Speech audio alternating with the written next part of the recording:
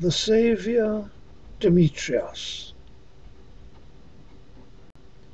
His desires and expectations crushed.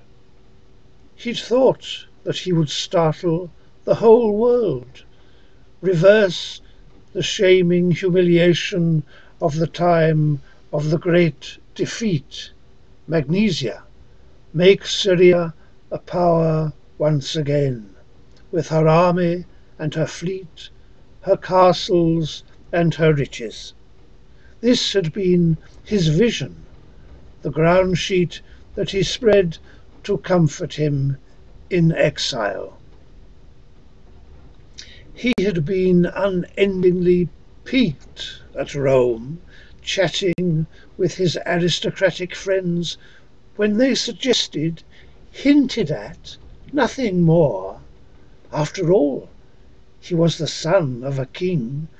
Their disrespect for the Hellenizing dynasties, such, they smiled, were done for, and unfit to lead their peoples usefully.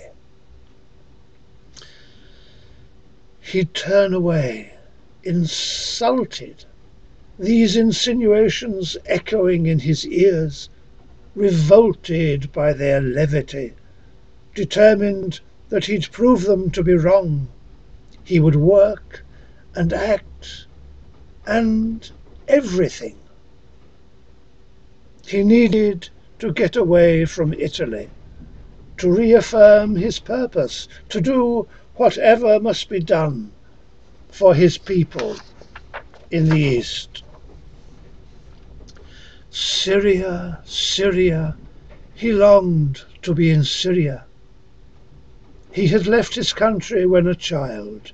He remembered hardly anything about it. But it had always been here, in his heart. He put his hand against his trembling heart as a shimmering vision rose before his eyes of sun-baked, columned cities and sparkling waves lapping harbour walls. That was then. That was the beginning, his aim and purpose ratified, the start. But now, what now? Desperation piled on top of shame. He saw at last the Romans were correct. Wasn't that exactly the Roman way? The boys in togas had got it right, spot on. The Macedonian kingdoms were washed out. Better then to let them now expire. Never mind, he'd done his best, laboured in the only way he could. Weak, yes. Ineffectual? Well, yes. Nonetheless, he'd always kept his end up, had stared the world in the face, no matter what. And for the rest, spilt milk was always spilt.